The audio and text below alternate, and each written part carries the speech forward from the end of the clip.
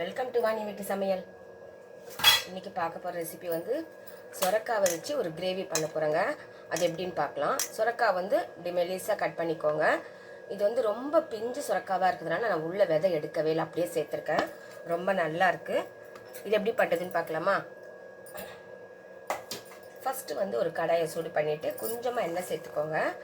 அதில் வந்து சோம்பு, லவங்கம், மிளகு, ஜீரகம், சின்ன சைஸ் பட்டை, தனியா, காரத்துக்கு காஞ்ச மிளகாய், கொஞ்சமாக வேர்க்கடலை, இது எல்லாமே ஒன்றா சேர்த்து ஃப்ரை பண்ணிக்கலாம்.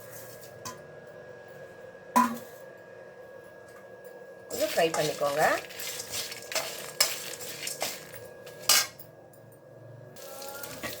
இதோட கொஞ்சம் தேங்காய் சேர்த்துக்கோங்க, அதுவும் ஃப்ரை பண்ணிக்கலாம். ஃப்ரை பண்ணிவிட்டு ஸ்டவ் ஆஃப் பண்ணிவிடுங்க.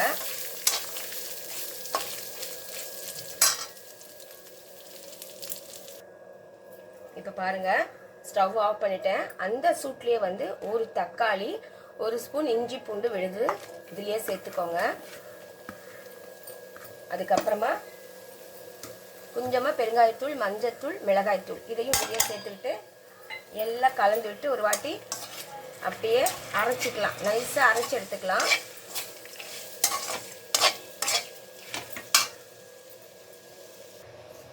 இப்போ பாருங்கள், மசாலா அரைச்சாச்சு. இப்போ ஒரு வானலில் எண்ணெய் சேர்த்து கொஞ்சம் கடுகு, ஜீரகம் சேர்த்துக்கலாம். ஒரே ஒரு வரமிளகாய் சேர்த்துட்டு ஒரு பெரிய வெங்காயம், ஒரே ஒரு வெங்காயத்தை கட் பண்ணி வச்சுருக்கேன், அதுவும் கொஞ்சம் கருவேப்பிலையும் சேர்த்து வதக்கிக்கலாம். கடுகு வெடிக்கட்டும்.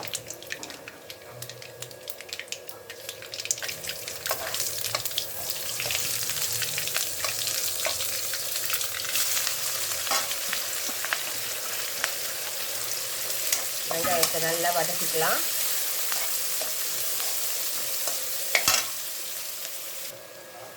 இப்போ பாருங்கள், வெங்காயம் வந்து பாதி நல்லா வெந்திருக்கு. இப்போ வந்து இந்த சுரக்காவை சேர்த்துக்கலாம். சுரக்காவை சேர்த்து தண்ணி ஊற்றாமல் முதல்ல நல்லா வதக்கிக்கலாம். உங்களுக்கு சுரக்காய் வந்து அப்படி வதங்கினாலே சீக்கிரமாக வெந்துடும். அதனால் தண்ணி போடாமல் முதல்ல வதக்கிக்கோங்க. அது எண்ணெயிலே நல்லா வதக்கிட்டு கொஞ்சம் அப்படி மூடி வைக்கலாம். அப்படியே சீக்கிரமாக அப்படியே வேக ஆரம்பிச்சிடும். அதுக்கப்புறமா நம்ம அரைச்ச மசாலாவை சேர்த்துட்டு தேவையான அளவு தண்ணி சேர்த்துட்டு மூடி வச்சோன்னா கிரேவி ரெடி ஆகிடும். ரொம்ப நல்லா இருக்குங்க இந்த சுரக்காய் கிரேவி. ஓகேவா? இப்போ அதை அப்படியே க்ளோஸ் பண்ணிடலாம்.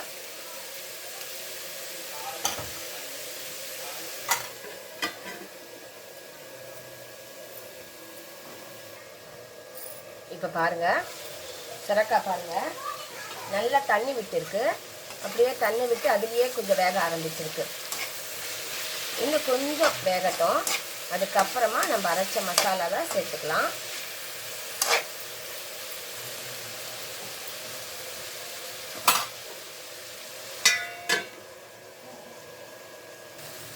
இப்போ பாருங்கள், நல்லா உங்களுக்கு வெந்தது தெரியுது இல்லையா?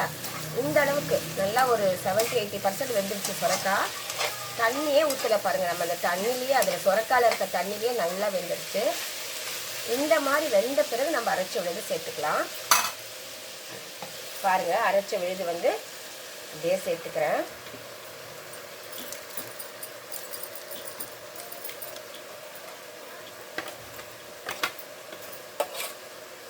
நல்லா வாட்டி கலந்துக்கிட்டு அப்புறமா நம்ம தேவையான அளவுக்கு தண்ணி சேர்த்து கொதிக்க விடலாம். அப்புறமா எண்ணெய் நல்லா பிரிஞ்சு வரும். அதுக்கப்புறமா நம்ம கொத்தமல்லி தூவி ஸ்டவ் ஆஃப் பண்ணிடலாம். சூப்பரான கிரேவி நல்லாயிருக்கும். இது சாப்பாட்டுக்கும் நல்லாயிருக்கும், சப்பாத்தி தோசைக்கும் நல்லாயிருக்கும், சப்பாத்தி பொரிக்கு ரொம்ப நல்லாயிருக்குங்க இது. பாருங்கள், அந்த மசாலாலேயே இன்னொரு வாட்டி வதக்குங்க. வதக்கிட்டு அப்புறமா தண்ணி சேருங்க. டேஸ்ட்டு ரொம்ப அட்டகாசமாக இருக்கும். வெந்த சுரக்காயில் நல்லா வெந்துடுச்சு இல்லையா? இந்த மசாலா சேர்த்துடுங்க. நல்லா மசாலா உள்ளே இழுத்துக்கும். இப்போ வந்து நம்ம தேவையான அளவு தண்ணி சேர்த்துக்கலாம். இப்போ பாருங்கள், நான் தண்ணி சேர்த்துட்டேன். ரொம்ப இல்லைங்க, அந்த ஜாரை வந்து சும்மா கொஞ்சம் அலம்பி ஊற்றிருக்கேன், அவ்வளோதான். இந்த அளவுக்கு இருந்தாலே போதும், நல்லாயிருக்கும். ரொம்ப தண்ணியாக செஞ்சுட்டா சாம்பார் மாதிரி ஆகிடும். இந்த மாதிரி நல்லா கொதிக்க ஆரம்பிட்டோம். அப்புறமா பார்க்கலாம். நல்லா கொதிக்கட்டும். திரும்ப க்ளோஸ் பண்ணிடலாம். நல்லா அந்த மசாலாவில் கால் மீதி வெந்துடும். மூடி வச்சிடலாமா? இப்போ பாருங்கள், நல்லா கொதிக்க ஆரம்பிச்சிருச்சு.